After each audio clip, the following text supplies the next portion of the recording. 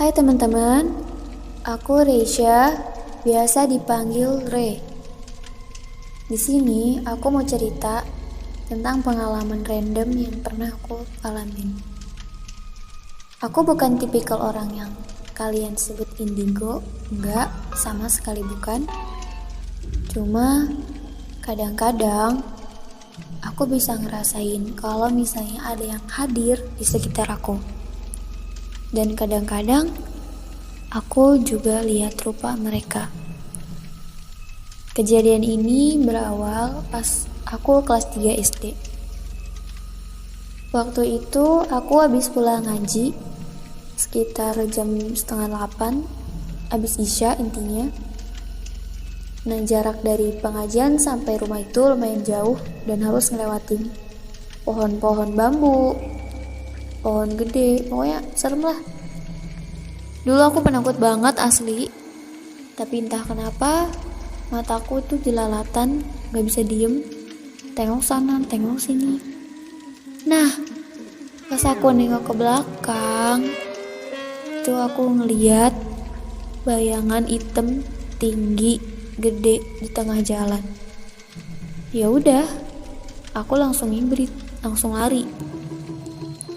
Semenjak itu kayaknya aku gak pernah lihat lagi deh. Sampai aku SMP itu aku mondok di Jakarta Timur. Nah, di pondok ini mulai deh sering banget aku ngeliat dan ngerasain yang pokoknya gak bisa diucapkan lah dengan kata-kata gitu. Intinya di luar nalar. Pernah juga itu waktu malam pas aku ngeliat gak sengaja gitu nengok kamar temen, itu bayangan yang aku lihat pas lagi SD, bayangan tinggi hitam itu aku lihat lagi di kamarnya dia. Tapi entah bayangan yang sama atau bukan. Besokannya aku langsung sakit. Kata yang bisa ngeliat sih katanya aku diikutin gitu sama dia. Nggak tahu juga sekarang udah hilang apa belum. Nah, pernah suatu malam, salah aku sendiri sih, malam-malam aku ngaca, terus aku nyisir gitu. Pas banget ngeliat di belakang aku ngeliatnya di kaca gitu. Nah, di belakang aku itu ada cewek yang rambutnya tuh panjang banget sampai nyentuh lantai dan aut-autan. Sedangkan yang ada di situ cuman aku doang, yang lain lagi pada di kantin kalau nggak salah. Aku lagi siap-siap itu kalau nggak salah, belum ke kantin sendirian.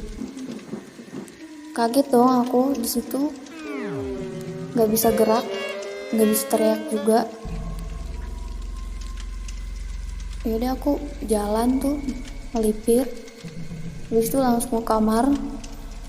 Pernah sempat aku trauma lihat kaca gara-gara kejadian itu. Nah, beda lagi cerita. Aku waktu itu abis pulang dari kantin sama temen. Oh iya, aku habis ngambil air karena di kamar itu galonnya lagi kosong. Aku sama teman berdua ngambil air di kantin karena galon di kantin tuh ditaruh di luar, jadi kita bisa ngambil air sesukanya gitu. Pulang dari kantin kita ngelewatin TK, ngelewatin aula pokoknya. Pas ngelewatin lapangan badminton, tiba-tiba dari netnya tapi nggak dipasang. Dari tengah-tengah itu muncul kayak santri putra, ya pakaiannya sih gitu, santri putra. Nah, otomatis aku berhenti dong di situ. Aku ngeliatin kayak terpesona. Aku soalnya belum pernah lihat santri putra yang kayak gitu, tapi dia menghadap ke belakang, jadi aku lihatnya bagian belakangnya aja. Dia pakai peci putih, pakai baju koko putih juga, sama sarung putih. dan kulitnya itu bersih banget. Dia jalan tuh ke arah aula, pelan banget. Aku di situ nggak kedip sama sekali, aku ngeliatin aja. Nah, jalannya pelan. Aku mikir itu siapa, karena nggak ada santri putra yang segede gitu, setinggi itu nggak ada. Nah, pas belokan aula tiba-tiba dia hilang. Situ aku baru nyadar. Di situ aku manggil temen, Sar kata aku gitu ya. Itu siapa dia yang tadi gitu. Terus teman aku nggak jawab. Pas aku nengok, teman aku udah lari, ninggalin. Situ aku lari lagi tuh, tinggalin temen aku, astagfirullahaladzim. Nah, kebesokannya itu ada pengurus pondok yang nemuin baju koko di motor yang diparkir di aula, depan aula. Kokonya itu putih, bersih, terus wangi gitu. Dan gak ada yang ngaku dong, karena emang gak ada yang punya koko seukuran itu gitu. Situ aku mikir, jangan-jangan itu koko yang aku lihat dipakai sama dia kemarin gitu. Nah, itu beda cerita lain lagi. Sama